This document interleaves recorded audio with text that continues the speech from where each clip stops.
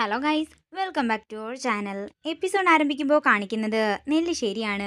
ആ കുഞ്ഞിനെ അങ്ങ് അബോഷം ചെയ്തിട്ട് അവളെ വേറെ ആരെങ്കിലും കൊണ്ട് കെട്ടിക്കാൻ നോക്കാൻ അവന്തിക പറയുമ്പോൾ അനൂപ് പറയുകയാണ്, ഇന്നിവിടെ ആതിരയ്ക്ക് സുഖമില്ലാതായില്ലായിരുന്നെങ്കിലേ അനിയത്തിയുടെ കാര്യം എന്തായിരിക്കുമെന്ന് ഒന്ന് ആലോചിച്ച് നോക്ക്. എൻ്റെ അനിയത്തി നിൽക്കുന്നതിനേക്കാൾ ദയനീയ അവസ്ഥയിൽ നിന്നേനെ അനഘ. അതുകൊണ്ട് അധികമൊന്നും സംസാരിക്കണ്ട, എല്ലാം ഇവിടം കൊണ്ട് തീർന്നെന്നും കരുതണ്ടെന്ന് അനൂപ് പറയുമ്പോൾ അങ്ങോട്ടേക്ക് വരുന്ന സേതുമാധവൻ പറയുകയാണ്, എല്ലാവരും ഒന്ന് നിർത്തുന്നുണ്ടോ? ഞാനേ സമാധാനമായിട്ട് കഴിഞ്ഞുകൊണ്ടിരുന്ന എൻ്റെ വീടായത്. ആ സമാധാനം ഇപ്പോൾ മക്കളും മരുമക്കളും എല്ലാം ചേർന്ന് നശിപ്പിക്കുകയും ചെയ്തു. പിന്നെ ഈ വീട്ടിലെ അംഗങ്ങളല്ലാത്തവര് ഞാൻ വിളിച്ചിട്ട് വന്ന അതിഥികളാണ്. അവർക്കെന്തെങ്കിലും വഴക്കോ മറ്റോ ഉണ്ടെങ്കിലേ ഇതെല്ലാം ഗേറ്റിൻ്റെ പുറത്ത് വേണം. ഇത് അച്ഛനായും അമ്മായിയച്ഛനുമായി അല്ല ഞാൻ പറയുന്നത്, നെല്ലിശ്ശേരിയിലെ സേതുമാധവനായിട്ടാ എന്നൊക്കെ ദേഷ്യത്തോട് പറയുകയാണ് സേതു. തുടർന്ന് ആതിരയുടെ കൈ പിടിച്ചുകൊണ്ട് അനൂപ് പുറത്തേക്ക് പോകുമ്പോൾ അനൂപിന്റെ പിന്നാലെ തന്നെ മാഷും മീരയും എല്ലാവരും പോകുന്നു. അതേസമയം വിഷമത്തോടെ അനഘയുടെ അടുത്തേക്ക് അവന്തിക ചെല്ലുകയാണ്. മോളെ എന്ന് വിളിച്ച് അവന്തിക അനഘയുടെ തോളിൽ കൈവയ്ക്കുമ്പോൾ തട്ടി മാറ്റിയിട്ട് അനഘ പറയുകയാണ്, ഞാൻ അപ്പോഴേ പറഞ്ഞതല്ലേ ഇതൊന്നും വേണ്ടെന്ന്. ഞാൻ ആകെ നിയന്ത്രണം വിട്ട് നിൽക്കുകയാ, എൻ്റെ കൺമുന്നിൽ നിന്ന് പോകാൻ നോക്ക്. ഇത് കേൾക്കുന്ന അവന്തിക പറയുകയാണ്, വലിയൊരു തിരിച്ചടിയായി പോയി മോളെ. അവരുടെ കല്യാണം കഴിഞ്ഞതും അവര് ഒരുമിച്ച് കഴിഞ്ഞതും ഒന്നും തന്നെ നമുക്കറിയില്ലായിരുന്നല്ലോ. ഇത് കേൾക്കുന്ന അനഘ ദേഷ്യത്തോട് പറയുകയാണ്, ആരുടെയും ഒരു ന്യായീകരണവും എനിക്ക് കേൾക്കണ്ട. നിങ്ങളോട് ഇറങ്ങിപ്പോകാനല്ലേ പറഞ്ഞത്? എനിക്ക് ആരെയും കാണണ്ട, എൻ്റെ കൺമുന്നിൽ നിന്ന് പൊയ്ക്കോണം. അത്രയും പറഞ്ഞുകൊണ്ട് പൊട്ടിക്കരയുകയാണ് അനഘ. പിന്നീട് കാണിക്കുന്നത് സച്ചിയുടെ മുറിയാണ്. കരഞ്ഞുകൊണ്ടിരിക്കുന്ന അർച്ചനയുടെ അടുത്തേക്ക് ചെന്ന് സച്ചി ചോദിക്കുകയാണ്, ഞാനും താനും ചേർന്നല്ലേ സന്ദീപിൻ്റെയും ആതിരയുടെയും കല്യാണം നടത്തിക്കൊടുത്തത്?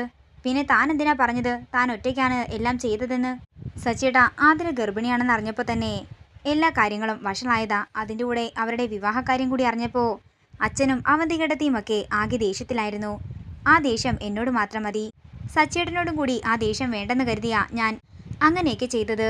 വല്ലാത്തൊരു കുരുക്കാണല്ലോ ആതിരയും സന്ദീപും കൂടി ചേർന്ന് ചെയ്തു വെച്ചിരിക്കുന്നത്. ഞാനിപ്പോൾ എന്തു പറഞ്ഞാ എല്ലാവരെയും സമാധാനിപ്പിക്കുക എന്ന് സച്ചി ചോദിക്കുന്നു. സച്ചിയേട്ടാ, ആ കാര്യം അറിഞ്ഞപ്പോഴേ ഞാനാകെ ഞെട്ടി നിൽക്കുകയായിരുന്നു. സ്തംഭിച്ചു നിൽക്കുക എന്നൊക്കെ പറഞ്ഞിട്ടില്ലേ, അതുപോലെ സന്ദീപ് എല്ലാം ഏറ്റു പറഞ്ഞിട്ടും ഇങ്ങനൊരവസ്ഥയാണല്ലോ ഈ പ്രശ്നത്തിനിപ്പോൾ ഉണ്ടായത്. ഇത് ഇങ്ങനെയൊന്നും ഉണ്ടാകില്ലായിരുന്നു. അവന്തികേട്ടത്തിയ കാര്യങ്ങളെല്ലാം ഇത്രയ്ക്കും വഷളാക്കിയത്. എന്താണെങ്കിലും സന്ദീപിനോടും ആതിരയോടും ഉള്ളതിനേക്കാൾ ദേഷ്യം അച്ഛൻ തൻ്റെ അടുത്തായിരിക്കുമെന്ന് ഉറപ്പാണ്. ഈ പ്രശ്നത്തിന് ഉടനെ തന്നെ ഒരു പരിഹാരം കാണാൻ പറ്റിയാൽ മതിയായിരുന്നെന്ന് അർച്ചന പറയുന്നു. ഒരു കണക്കിന് പറഞ്ഞാൽ ഇതൊക്കെ നന്നായെന്നാ ഞാൻ പറയുന്നത്. സന്ദീപിൻ്റെയും അനഘയുടെയും കല്യാണം കഴിഞ്ഞാണ് ഈ കാര്യങ്ങളെല്ലാം എല്ലാവരും അറിഞ്ഞിരുന്നതെങ്കിലും. ഇനി താനെന്താണെങ്കിലും ഇപ്പോഴൊന്നും തൻ്റെ വീട്ടിലേക്ക് വിളിക്കാൻ നിൽക്കണ്ട. പിന്നെ ആതിര വിളിക്കുകയാണെങ്കിൽ ദേഷ്യപ്പെട്ടൊന്നും സംസാരിക്കുകയും വേണ്ട. അവന്തികേട്ടത്തിയും അനഘയും കൂടി വന്ന് എന്തെങ്കിലും സംസാരിക്കാൻ നിന്നാലും താനൊന്നും സംസാരിക്കണ്ട. എത്രയും പെട്ടെന്ന് ഇതിനൊരു അവസരം ഉണ്ടാക്കണം, അത്ര തന്നെ. പിന്നീട് കാണിക്കുന്നത് അനഘയും അവന്തികയുമാണ്. അവന്തിക പറയുകയാണ്, മോളെ, ചേച്ചി ഇങ്ങനെയൊന്നും നടക്കുമെന്ന് കരുതിയതേ അല്ല. സന്ദീപിനെയും ആതിരയും കൊണ്ട് രഹസ്യമായി വിവാഹം കഴിപ്പിച്ചിട്ടാ അവള് നമ്മുടെ മുമ്പിൽ ഇങ്ങനെയൊക്കെ നാടകം ആടിയത്. വിവാഹം മാത്രമേ കഴിഞ്ഞിട്ടുണ്ടായിരുന്നെങ്കിൽ നമുക്ക് ബലമായി ഡിവോഴ്സ് ചെയ്യിപ്പിക്കായിരുന്നു. പക്ഷെ ഇപ്പോൾ അങ്ങനെയല്ലല്ലോ കാര്യങ്ങൾ. ഇത് കേൾക്കുന്ന അനഘ ദേഷ്യത്തോടെ പറയുകയാണ്, ചേച്ചി ഒന്നും ചെയ്യണ്ട, ഞാൻ ചെയ്തോളാം. എനിക്കറിയാം ഇതിൻ്റെയൊക്കെ പിന്നില് അർച്ചന എന്ന് പറയുന്നവളുടെ കൂർമ്മ ബുദ്ധിയാണെന്ന്. അവളില്ലായിരുന്നെങ്കിലേ എനിക്കെൻ്റെ സന്ദീപിനെ കിട്ടിയേനെ. ചേച്ചിയോട് ഞാനെന്ന് പറഞ്ഞില്ലായിരുന്നോ, എനിക്ക് സന്ദീപിനെ കിട്ടിയില്ലെങ്കിൽ ഞാൻ ആതിരയെ കൊല്ലുമെന്ന്? അവളെയല്ല കൊല്ലേണ്ടത് അർച്ചനയാണ്. എൻ്റെ ഈ അവസ്ഥയ്ക്ക് കാരണം ആ അർച്ചന മാത്രം. അവളെ ഞാൻ എന്താണെങ്കിലും കൊല്ലുമെന്ന് പറഞ്ഞുകൊണ്ട് ടേബിളിലിരുന്ന കത്തിയും എടുത്തുകൊണ്ട് പുറത്തേക്ക് പായുകയാണ് അനഘ. അവന്തിക തടയാൻ ശ്രമിക്കുന്നുണ്ടെങ്കിലും അവന്തികയെ തള്ളിമാറ്റി അനഘ നേരെ അർച്ചനയുടെ മുറിയിലേക്ക് പോകുന്നു. അങ്ങനെ മുറിയിലിരുന്ന് കരയുന്ന അർച്ചനയ്ക്ക് നേരെ കത്തിയും എടുത്തുകൊണ്ട് ചെല്ലുകയാണ് അനഘ. പെട്ടെന്ന് സ്നേഹ ഇത് കാണുകയും അനഘയെ തള്ളി മാറ്റുകയും ചെയ്യുന്നു. അതേസമയം കത്തിയുമായിട്ട് നിൽക്കുന്ന അനഘയെ കണ്ട് ഒരു ഞെട്ടലോടെ നിൽക്കുകയാണ് അർച്ചന.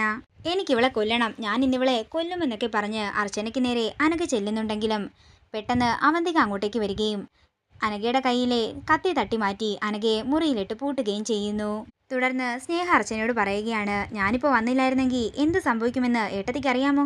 അവളുടെ വിവാഹം രണ്ടാമതും തകർന്നപ്പോൾ അതിൻ്റെ കാരണക്കാരിയെ കൊല്ലണമെന്ന് അവൾക്ക് തോന്നിക്കാണും. എല്ലാ കാര്യങ്ങളും തുറന്നു പറയുന്ന ഒരു കൂട്ടുകാരിയായിട്ടാ ഞാൻ ഏട്ടത്തിയെ കണ്ടത്. സന്ദീപേട്ടൻ്റെയും ആതിരയുടെയും വിവാഹം കഴിഞ്ഞ കാര്യം ഏട്ടത്തിക്ക് എന്നോടെങ്കിലും പറയാമായിരുന്നില്ലേ? ഇപ്പോൾ ഇവിടെ നടന്നതൊന്നും ഏട്ടത്തി ആരോടും പറയണ്ട. സച്ചിയേട്ടനോട് പ്രത്യേകം ഏട്ടത്തിയൊന്നും പറയാനും നിൽക്കണ്ടെന്ന് പറഞ്ഞ് സ്നേഹ മുറിയിൽ നിന്നും പോകുന്നു. അതേസമയം സന്ദീപ് അങ്ങോട്ടേക്ക് വരുമ്പോൾ സന്ദീപിനെ ദേഷ്യത്തിൽ നോക്കിയിട്ട് സ്നേഹ അവിടെ നിന്ന് പോകുന്നു. ഏട്ടത്തി എന്ന് വിളിച്ചുകൊണ്ട് സന്ദീപ് അർച്ചനയുടെ അടുത്തേക്ക് ചെല്ലുമ്പോൾ അർച്ചന തിരിഞ്ഞു നിൽക്കുകയാണ്. എനിക്കറിയാം ഏട്ടത്തി, എല്ലാം എന്റെ തെറ്റ് തന്നെയാ. ഞാൻ കാര്യങ്ങളെല്ലാം ഏട്ടത്തിയോട് തുറന്നു പറയണമായിരുന്നു. അങ്ങനെ ഒരാൾ എന്തെങ്കിലും വിളിച്ചു പറഞ്ഞാൽ നീ എന്താ ഈ വിവാഹത്തിന് സമ്മതിക്കുമോ എന്ന് അർച്ചന ചോദിക്കുമ്പോൾ സന്ദീപ് പറയുകയാണ്, സ്നേഹയെ പിടിച്ചു വെച്ചിട്ടാ അയാള് ഇങ്ങനെയൊക്കെ പറഞ്ഞത്. അതേസമയം സച്ചി അങ്ങോട്ടേക്ക് വന്നിട്ട് പറയുകയാണ്, നിനക്കിപ്പോ സമാധാനമായി കാണുമല്ലോ. മുന്നും പിന്നും നോക്കാതെ നീ പറഞ്ഞ വാക്കിന്റെ പേരിലാ ഇപ്പോ രണ്ട് കുടുംബങ്ങളും തമ്മിൽ ശത്രുതയിലായത്. എന്റെ മനമാറ്റം കാരണമേ ഇപ്പോൾ എല്ലാവർക്കും ദേഷ്യം അർച്ചനയോട് മാത്രമാണ്. ചേട്ടാ, വീണ്ടും വീണ്ടും അവനെ കുറ്റപ്പെടുത്താൻ നിൽക്കണ്ട. എനിക്കിപ്പോ അതിലല്ല സങ്കടം. വിവാഹം കഴിപ്പിച്ചു കൊടുത്ത് ഇവർക്ക് എല്ലാ സൗകര്യവും ഞാൻ ചെയ്തു കൊടുത്തെന്നാ അവന്തി കേട്ടതി പറഞ്ഞത്. എടോ, തന്റെ മാനസികാവസ്ഥ എനിക്ക് മനസ്സിലാകുന്നുണ്ടെന്ന് പറഞ്ഞ് സച്ചി സന്ദീപിനോട് പറയുകയാണ്, ഇപ്പൊ എല്ലാവരുടെയും മനസ്സിൽ നിന്റെ റോൾ എന്താണെന്നറിയാമോ? ഒരു വിവാഹ തട്ടിപ്പുകാരൻ. അനഘയുടെ വിവാഹം ഇന്ന് നടന്നിരുന്നെങ്കിൽ എന്ത് ചെയ്തേനെ എന്ന് സച്ചി ചോദിക്കുമ്പോൾ സന്ദീപ് പറയുകയാണ്, അങ്ങനെയൊന്നും നടക്കില്ലായിരുന്നു. മുഹൂർത്തത്തിന് മുമ്പ് ആത്മഹത്യ ചെയ്യാനായിരുന്നു എൻ്റെ പ്ലാൻ. ഇത് കേൾക്കുന്ന സച്ചിയും അർച്ചനയും ഞെട്ടലോടെ നിൽക്കുകയാണ്. ഇത്രയും നാളത്തെ സന്ദീപല്ല ഇനി സന്ദീപ്.